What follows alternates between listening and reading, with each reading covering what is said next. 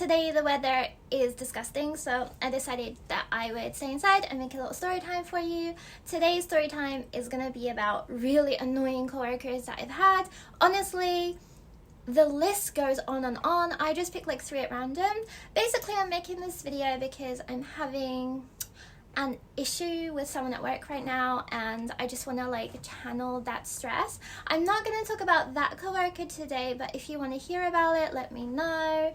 I haven't been talking about my current job, obviously, because I don't want to get fired, so I'm wearing a little disguise today.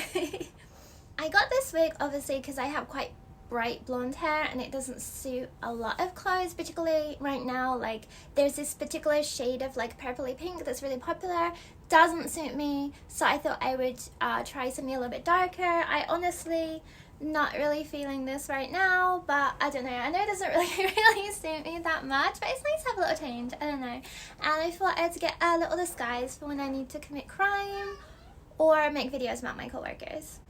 Okay, so I'm gonna start with number 1. This story might actually make me look bad, so anyways, you can decide that for yourself. I started working at a school that I was quite familiar with, so I've been here a while, and I got a new coworker who would be working with me. We would teach some classes together, and we would also teach some classes separately. She's Japanese, she's probably like 50, I'm assuming. I'm gonna call her Yuko. So anyways, Yuko arrived at the school and I showed her around and showed her what to do and stuff like that. But it turns out, like, it was really sad, but her husband was really sick when she started working at the school. So as soon as she started working with us, basically she had to take off a whole bunch of time. So maybe the first couple of months I just worked by myself, and I took all her classes, and I was just teaching basically double the amount of classes by myself, which isn't the annoying part. Honestly, I don't really care. It happens, you know, like it happens. So it wasn't too much a big deal for me. That school was very raucous, and we had like a lot of behavioral issues. We had a lot of fights and stuff like that, but honestly, it didn't really bother me. So basically I was doing the job of 2 people for like the first few months, but like her husband was sick, so I'm not gonna complain about it, and you know, like I didn't really mind. Then really unfortunately her husband died, so obviously she took more time off. I would say she took off like 4 or 5 months, so basically half the year she wasn't there. And then she came back after she took some time to mourn a little bit, and she was feeling a little bit better. And we started working together again, and honestly she's pretty nice. She didn't have like a strong personality, which was great.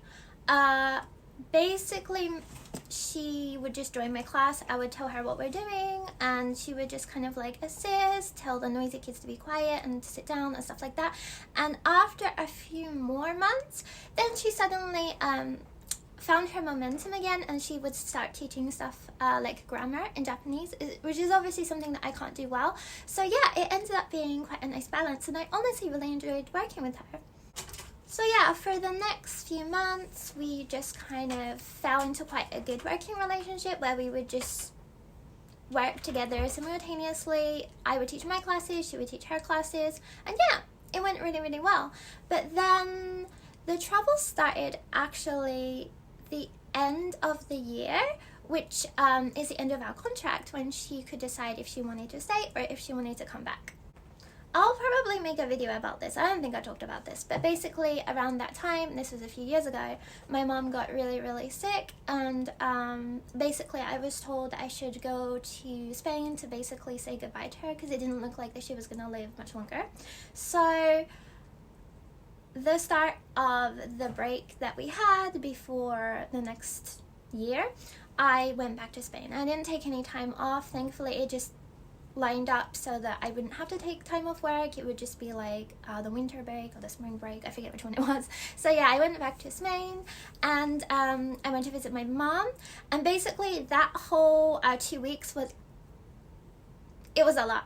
I didn't really sleep at all in those 2 weeks. I had to take my mom out of the hospital. I had to do everything for her. Basically, she couldn't walk, like she couldn't use a bathroom by herself. Basically, she couldn't do anything by herself, and so that's what I was doing.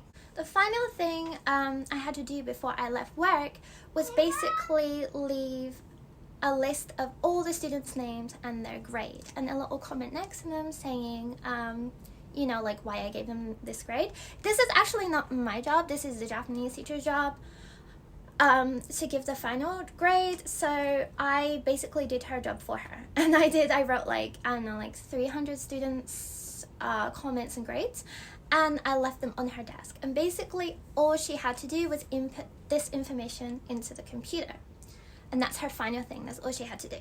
But then when I was in Spain, she was blowing up my phone with messages basically saying that she couldn't find this comment for this student or that comment for this student, which I don't know why, because I think I wrote down like 95% of them, and the ones I didn't, there's a grade. So if it's like A, you can write a comment like, they're confident in speaking and listening in English. If the grade is like a D, you can be like, they need a little bit more help. Like, it's not rocket science. But basically she got confused, and she wanted me to go into the school and like direct her. And I'm trying to explain to her, I can't do that. I'm in another country. I'm taking care of my mom. I'm not like at work right now. It's the break. You should have already done this. I thought she had already done it. Like, I gave her this stuff like over a week ago. I don't know why she was doing it now. And yeah, so I tried to, it didn't matter how many times I had to explain to her that I was busy. I hadn't slept for that entire 2 weeks. Like, I'm not joking. I had so many things I had to do because I had to sort out my mom's affairs in another country, in a language I'm not familiar with. I had to go pick up her medicine in Spanish, like everything was in Spanish, so like it was a lot. And I was so surprised that this woman just did not care. I think this is my biggest disappointment of all time working in Japan. Like, I think this is what broke me, and this is how I don't have a lot of trust working with people anymore. But I said to her, like, I helped you. I did your job for like 6 months when your husband was sick, and like, I know that's not your fault, and I'm really, really sorry, but I tried really hard to cover you. Like, if I hadn't had done that, honestly, they could have just fired her. Like, they could have just got someone else, but I covered for her so hard, and now I needed help, even though it's not my job that she was doing. I needed her to just do the one thing she had to do because I had to take care of my mom. And she just didn't want to do it, and she was being very argumentative, and I just said, like, I'm sorry, I can't help you. And like, I also took some time, and I lined to her a bunch of different things, and like different things she could say, and different comments and blah blah blah to help her. But it's obviously really hard because like, I teach 300 students, and I know like most of them, but some of them I just don't know them by name. So like, it was hard for me to know exactly which one she was talking about. So like, I tried my best, but then eventually she just ghosted me, and basically she never ever came back to the school, and I never heard from her again. Oh yeah, and the other weird thing she did before I left to go to Spain is basically her husband had another property in like Nagano, and she wanted to turn it into an Airbnb property, and she wanted me to help her, and she was like, kept giving me her phone to try and set up the Airbnb thing, and I'm trying to explain to her, like, I don't know, I have no knowledge of how to do this. I would need to see the property. Also, like, this is a lot of work that I'm probably not gonna do for free, and she was pushing that on me. It was honestly just a lot. So yeah, I don't think that Yuko was a bad teacher or a bad person or anything like that, but I think this is something also you have to look out for, where sometimes if you put yourself out there too much and you help people a little bit too much, then maybe they're gonna get used to that level of assistance, and when it comes around for you to also need help, maybe they're not going to be there. And that's honestly something that I learned, at least I learned a few years ago, so I'm not ever going to make that mistake again. I still help my coworkers whenever I can, but I think that I'm just less willing to completely put myself out there anymore. Okay, the next one is actually 2 coworkers. They are foreigners, and this is when I worked in an eikaiwa. Eikaiwas are, you know, they're pretty cool places to work. You'll teach like children, salaryman. It's a completely mixed bag. You'll work with foreigners, and you'll also work with like Japanese staff. I've worked in a few eikaiwas, and I have a lot of friends that work in eikaiwas, and normally the staff ladies are all like these Japanese women between 50 and 60 years old. They're always super sweet, because a lot of them just work there because their kids have graduated and moved out and they want something to do with their husbands at work, and also they just want to learn a lot of English. So like they're just, you know, they're just like really pleasant women to be around. And if you work in eikaiwa, I really suggest making friends with these women because they're always just really nice. Yeah, so my coworkers, one of them is South African, she's called Lisa, and the other one is a British guy called David. I'm just giving them random names. I must stress how boring these people are. They're just the kind of people who move to Japan just without knowing anything about any kind of Japanese culture. A lot of people here are like that. There's nothing wrong with that. So I'm just stressing they didn't have any prior interest or knowledge of Japanese culture. So obviously our personality types were quite different. I noticed how different when Lisa asked me if I could take her shopping because she didn't really know anywhere to probably go shopping in Japan, and I agreed to take her to Shinjuku Alta. Alta is like a department store which just sells mostly female clothes. I knew that Lisa dressed very normal. I'm not sure how to say this respectfully, but you know, she just wears like sweaters and jeans and stuff like that, like a normal Western woman. Yeah. So I decided to take her there because it has a few Japanese brands that are a little bit on the cuter side, but also it has a lot of just more mainstream clothes. So we met up, and I realized that because of the way I dress at work, maybe she didn't know that I dress like this when I'm not at work, and I think she was just really shocked initially. I wasn't dressed up too much, I was just wearing kind of like this, maybe without the wig and stuff like that.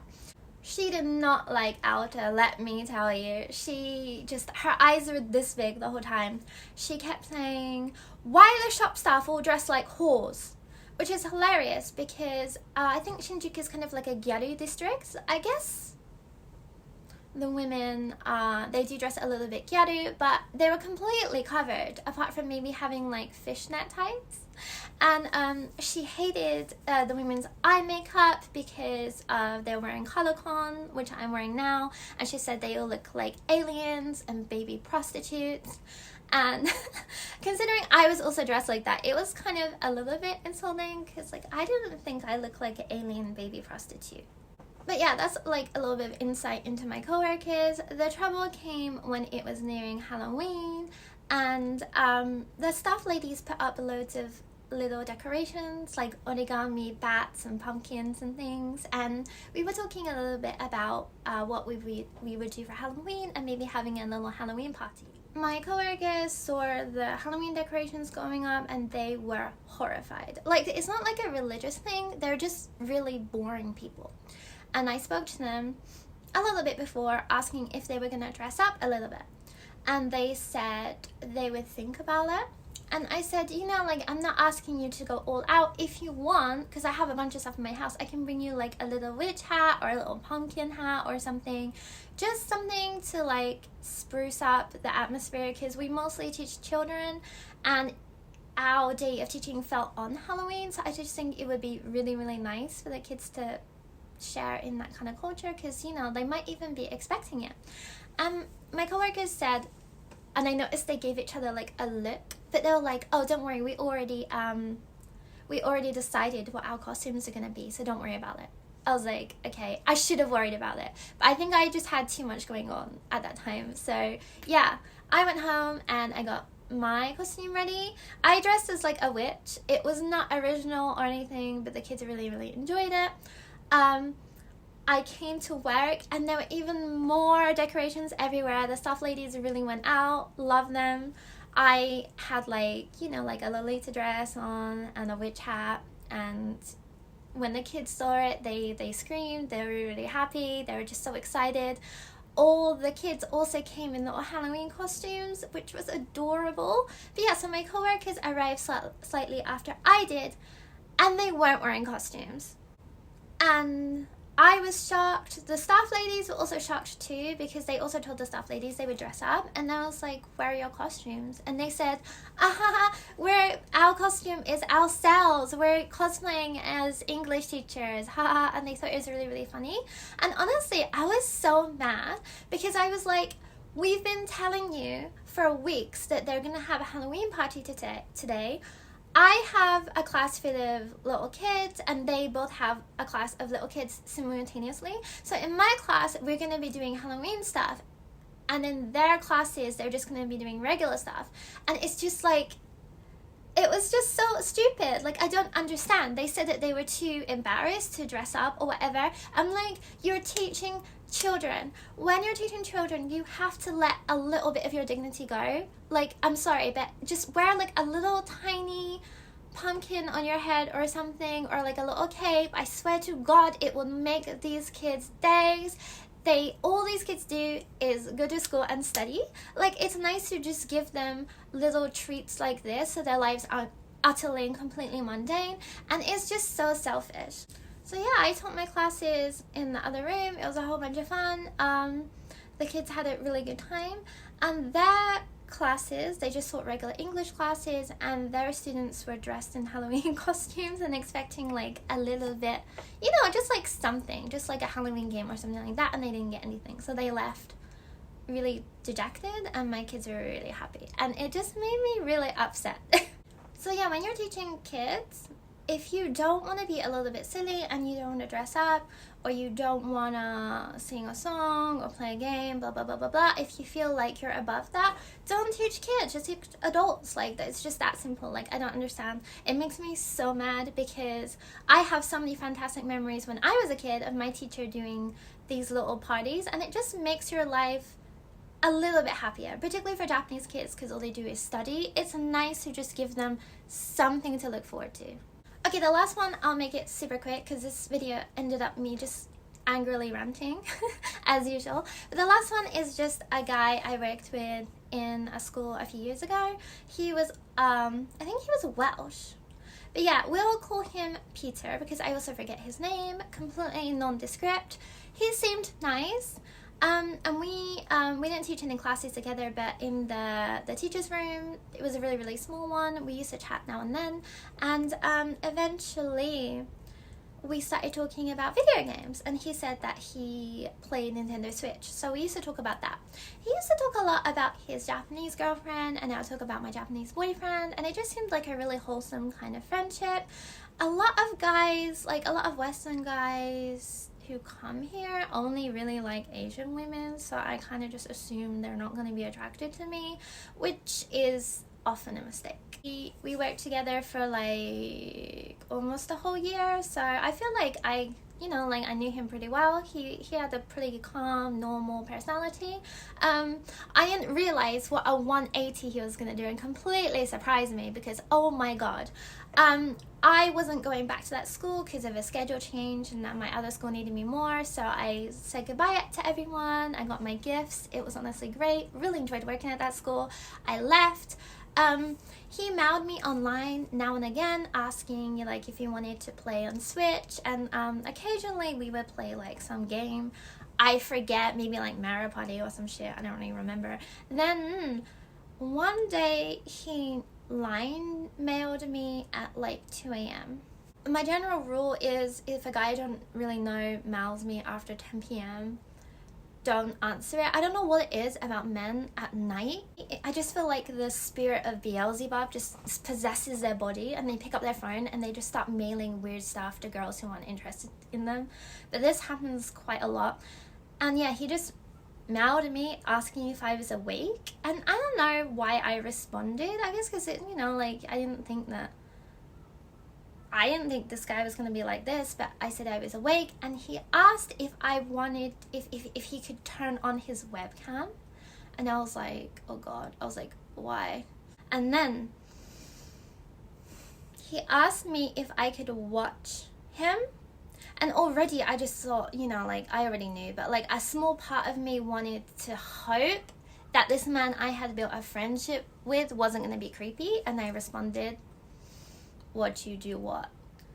And yeah, basically he wanted me to watch him masturbate, and I was just so confused. I was like, don't you have a girlfriend? And he was like, yeah, but like, I don't know, like something about you and like your world is so mysterious. I don't know, it's just really attractive to me. I don't know what that means, but I don't want to know.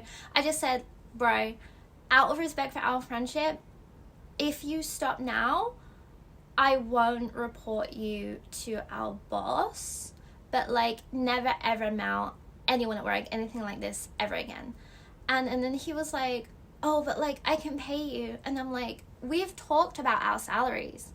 I earn way more than you do. Like I don't get why you think paying me to keep quiet, paying me to watch him masturbate. And he started backtracking and deleting all his messages, and he was like, please don't tell our boss about this, please don't tell our boss about this. And like, I didn't tell our boss, but I regret that so hard, because I should have, because I bet if he's doing that to me, he's definitely doing it to like Japanese staff. What if he's getting the kids information? Like, I don't know, it was just a lot. And that's the other thing that really disappointed me and made me feel like it's harder to have male friends in this country, because I've been disappointed like this so many times. And I just think, you know, women in general have this, like, you meet a guy, you think you can be friends, and then eventually they try to make it about their penis. And if any men are watching this video, please don't tell us about your penis. We do not care. I promise you, we don't care.